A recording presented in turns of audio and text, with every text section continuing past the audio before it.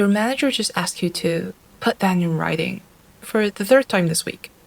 You think that they're just being thorough. They're not. They're building a case to fire you. I'm a global program manager at TikTok, and I've seen hundreds of layoffs happen in the past 2 years. And it's not just the dramatic, company-wide ones that you hear about in the news. It's the quiet, calculated ones that happen every single month. And a lot of people didn't know that the decision to lay you off was made months ago before they tell you. During that time, they're setting up everything to make it look justified. I've watched an entire team get eliminated right after they have designed an internal system and launched it successfully because they had served their purpose. And the worst part was that these employees had no idea it was coming, but the signs were there. So today I want to share the 5 warning signs that show up before every layoff. If you spot more than 2 of these, you should start preparing right now, because by the time that you receive the meeting invitation from HR, it's already too late.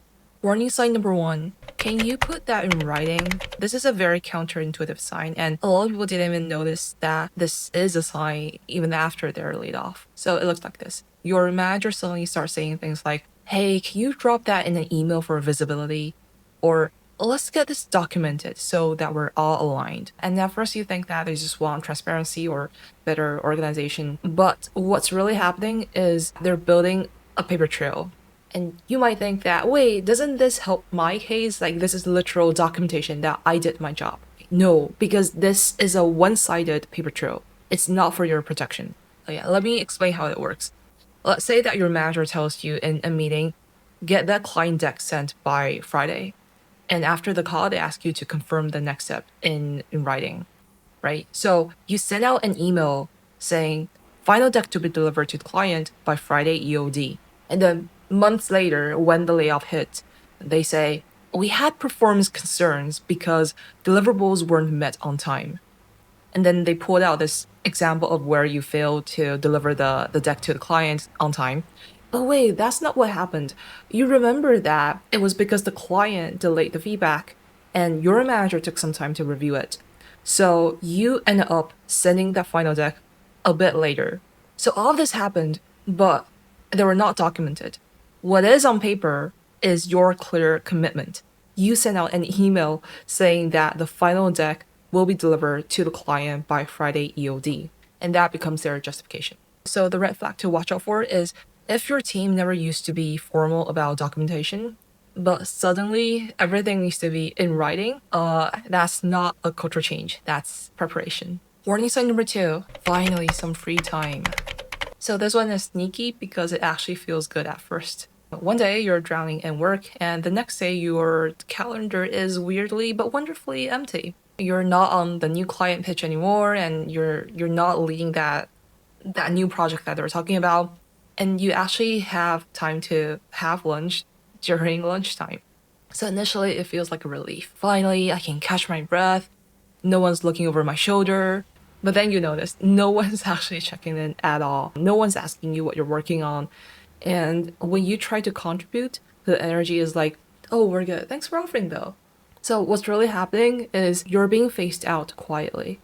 Companies don't want disruptions when layoffs happen, so they redistribute your responsibilities behind the scenes first. It's like a breakup where someone slowly pulls away before having the talk. It makes the final conversation easier. I've seen people removed from major Q4 projects in August, and then the layoffs hit in October. But by that point, leadership had already shifted the work so that the business was not impacted. So it'll feel like you're getting that well-deserved work-life balance finally, but they're actually soft offboarding you. Warning sign number 3. Oh, they didn't restock the kombucha. Pay attention to your work environment, because little perks will start to vanish. For example, department dinners start to get canceled, the team building budgets are being reduced, or even the good snacks and drinks have started to disappear and like no one's restocking them anymore. You might think, oh, we're just tightening budgets. Yes, but why now? Because cutting perks is step 1 when companies are in cost-saving mode. Layoffs are expensive, like severance packages, legal fees, potential PR nightmare, and before they actually start cutting the headcount, they try to cut the other expenses first. And sometimes they also test internal reactions by cutting some of the perks and bonuses. At my friend's company, which shall not be named, the company announced that they were pausing offsites to prioritize core priorities. It sounds logical, right? 3 weeks later, about 15% of the team was gone. So the pattern to watch out for is when leadership start using buzzwords like focus, efficiency, lean, and like core priorities while they're cutting the perks, you should know that the company is moving to survival mode. Warning sign number 4. Well, just in case you go on vacation, if someone new is suddenly shadowing you or learning your workflow, but you didn't ask for help or ask for another headcount, then that's a massive red flag, especially when it's framed as just in case you're out. Oh, you have so much institutional knowledge, or like, it'll be great if someone else knew this too. And it sounds flattering, right? But the reality is, you think you're getting a backup, you're actually training your replacement. Leadership knows who they're letting go of way earlier than the ICs, and they want a seamless transition. They don't want the team to be scrambling after you're gone. So they start the knowledge transfer long before the termination happens. And this is a real example from work. I know a developer who has been trying to be promoted for a while now. And then one day he was asked to onboard a junior IC for succession planning. And he thought that it's preparation for when he is promoted. He thinks that someone can take over some of his current responsibilities so that he can focus on his new role. He's a very responsible person. He even helped build a playbook for the handover. And about a month later, he was laid off, again with no explanation. And the junior dev had everything they needed with no transition time.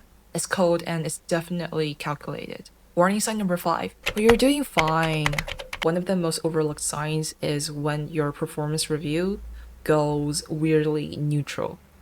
Before, it sounds like a great job driving user growth by 28%. Especially loved your Q3 campaigns. And then now, you've done some solid work. Keep it up. That's not feedback, that's a placeholder. This is because when companies are preparing for layoffs, they will scrub the glowing languages from your record. They don't want you coming back saying, but my last performance review said that I was exceeding expectations, because that's documentation that you could use to contest the layoff. So they like to keep things vague. Nothing too negative due to legal issues, but nothing too positive either, so that you don't have anything tangible to contest. And sometimes they'll get weirdly sentimental instead. For example, you've been such a rock on this team. They're not praising you, they're trying to create closure. My colleague got a heartfelt message from her manager, and it was something like, "You've been the heart of the team, thank you for all the impact you've made, blah, blah, blah." And then about 2 weeks later, she received the notice of redundancy from HR. So what do I do next? If you're seeing one of these signs, keep monitoring. If you're seeing 3 or more, it's time to act. First, start protecting yourself legally. Start screenshotting everything, like positive feedback, project contributions, performance metrics. But here's the key. Store it in your personal cloud, or unless it's sensitive information or company IP, etc. What I mean is, don't save it in the company systems, because they can revoke all of your access overnight. Seeing too many times, you can lose all of your documents within minutes. And second, utilize the company benefits ASAP. Complete any company paid trainings and claim for your medical expenses right now. Because once you're gone, that $3,000 AWS certification that the company is paying for you, you can take it with you. Just finish the training, claim everything. And third, start catching up with your network. Just don't make it obvious that you're hunting for opportunities. Instead, you can just reach out to former colleagues with something like, "Hey, I saw your post about that project. Would love to catch up over coffee." It's a normal social catch up, but you're also building your safety net. And the most important thing is never, ever confront your manager about your suspicions. The moment that you do, you've just accelerated your timeline. They'll want you out before you can prepare for anything. The best time to look for a job or prepare for a new career path is when you still have one.